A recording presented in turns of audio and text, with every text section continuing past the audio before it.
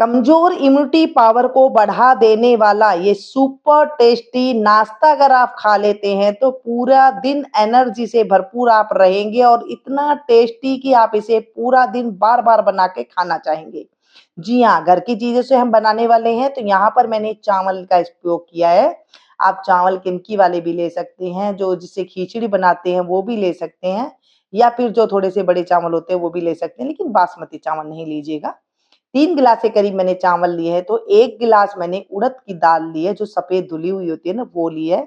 यहाँ पर आपको साबुत दाल मिल जाते हैं तो भी ले सकते हैं, और इस तरह से टूटी हुई, आधी कटी हुई दाल मिल जाती है तो भी आप ले सकते हैं। मतलब धुली हुई दाल लेनी है, छिलके वाली दाल आपको नहीं लेनी है।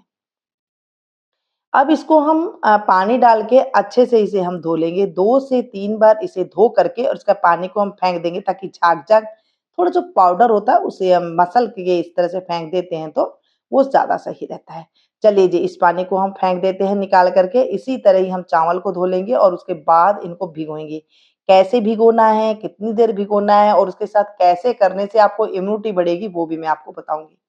चावल देखिए, जितने पुराने होंगे ना उतना बढ़िया होगा। अगर आपने नया चावल लिया है तो वो थोड़ी-सी दिक्कत पैदा कर देता है। तो चलिए इसे भी हम 2 से 3 बार धो लेते हैं।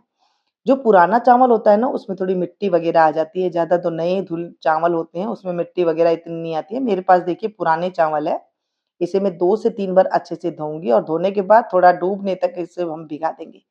सिर्फ़ 2 घंटे के लिए इसे हम भिगो करके रखेंगे। यहाँ पर मैंने मेथी दाना भी भिगो करके रख दिया है चावल की दाल के साथ-साथ।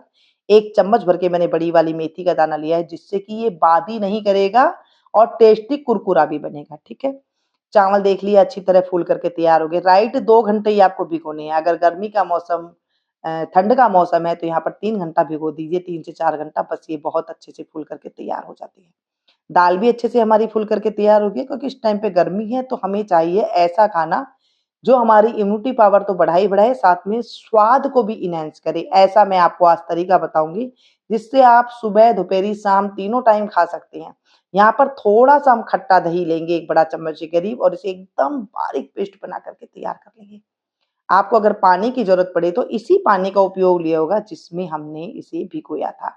एकदम बारीक पेस्ट बना करके इसे हम तैयार कर लेंगे।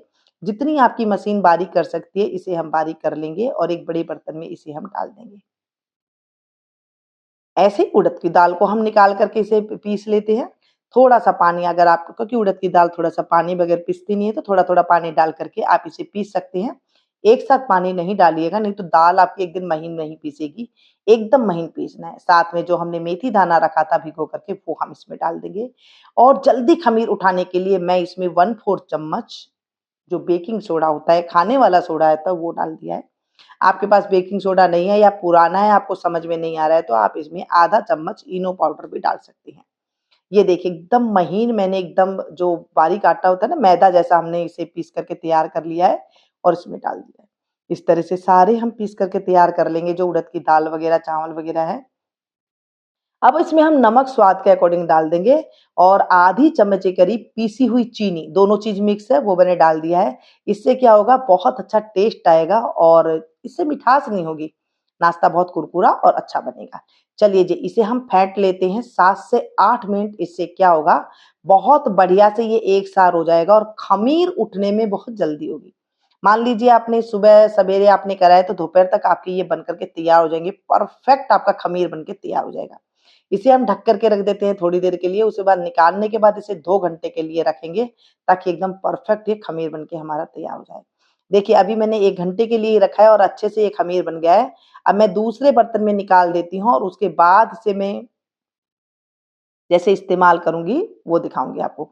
देखिए अगर आपको अभी बनाना है तो इसमें हल्की-सी खटास आ गई है, आप इसे बना सकते हैं। खट्टा कम खाना पसंद करते हैं, सिंपल खाना पसंद करते हैं तो इसे आप इस तरह ही बना सकते हैं। थोड़ा आधा कप पानी डालिए और इसे घुमा करके इसे अभी बना दीजिए तवे पर, बहुत बढ़िया तरीके से ये हमारा बन के तैयार हो जाएगा। लेकिन अगर हमें थोड़ा-सा और क्रिस्पी खाना है, थोड़ा खट्टापन जैसा खाना है, स्वादिष्ट खट्टा-खट्टा लगने वाला चाहिए, तो आप इसको दूसरी तरीके से ऐसे बना सकते हैं। मैंने इसे फिर से इसे 2 घंटे के लिए रख दिया।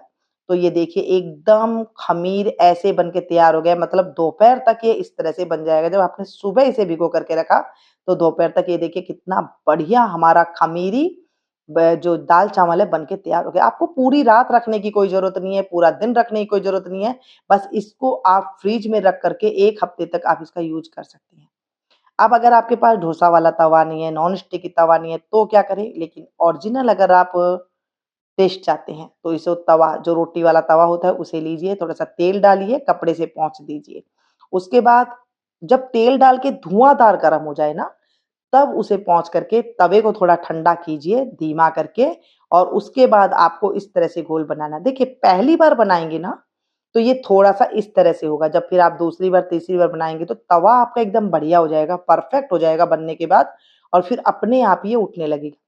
आप इसमें घी डाल कर के बनाएँ, मैं तो कहूँगी अगर घी डाल के बनाएँगे तो उससे ज़्यादा टेस्टी बनेगा और आप चाहें तो तेल भी डाल सकते हैं। अब ये देखिए एकदम आपका किनारी छोड़ देगा अपने आप, इस तरह से। तवा आपने जब इस तरह से आप कर लेंगे, ग्रीस कर लेंगे तवे को तो आप ये देखिए एकदम बढ़िया तरीके से ये आपका इस तरह से बन के तैयार हो जाएगा और सारे ही ऐसे बनेंगे आपके। थोड़ा थिक खाना चाहते हैं, नरम खाना चाहते हैं तो आप इसे क्या करें ज़्यादा ना सेकें, थोड़ा सेकें आप और जब सेक रहे हैं तो धीमी आँच पर सेकें और जब डाल रहे हैं तो थोड़ा-सा गरम तवा होना चाहिए, ज़्यादा गरम नहीं हो, नहीं तो ये क्या होगा जल जाएगा नीचे से और जब आप इसे डाल दें जब तो धीमी आँच कर दें और उसके बाद ये धीमी-धीमी आँच पर ये सिकता रहे। आप चाहें तो इसके ऊपर लहसुन की चटनी डाल कर के इस्तेमाल कर सकते हैं। आप चाहें तो इसे इस तरह जो है चटनी के साथ सर्व कर सकते हैं या सांभर के साथ सर्व कर सकते हैं या फिर आप इसे आलू की सब्जी के साथ भी इसे सर्व कर सकते हैं।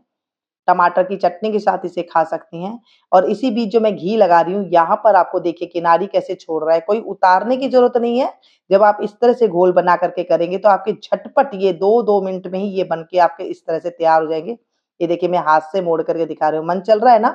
मैंने कुछ भी नहीं बनाया है तो भी ये बहुत बढ़िया लग रही है और यहाँ पर मैं इसे इसमें नमी ना आ जाए इसलिए ऑडी यूनिरैप का पेपर का इस्तेमाल किया है, जिससे एकदम इनका क्रिस्प ये बना रहे और ये देखिए कितना सुपर टेस्टी नाश्ता है। मैंने आपको बता दिया इसके साथ किस-किस चीज़ का आप सर्व कर सकते हो, उस चीज़ के आप इसे सर्व कीजिए, ज़बरदस्त है। सांभर की रेसिपी आप इंस्टेंट सांभर देखना चाहते हैं, मेरे चैनल पर अपलोड है, जिसे आप तुरंत ही बना करके तुरंत ही खा सकते हैं, वो भी आप दे सकते हैं, जिसमें बगैर तामझाम के अगर आपके पास सब्ज़ी भी नहीं है ना, तो भी आप उस सांभर को बना सकते हैं सांभर को और आपकी बहुत बढ़िया जो है बन करके ये रेसिपी तैयार हो जाएगी। इसे बनाने के बाद ध्यान रखिएगा घोल बनाने के बाद आपको जब ये घोल इस तरह से तैयार हो जाए आप फ्रिज में रख लीजिएगा और इसे आप जिसके साथ भी सर्व करेंगे ज़बरदस्त लगेगा।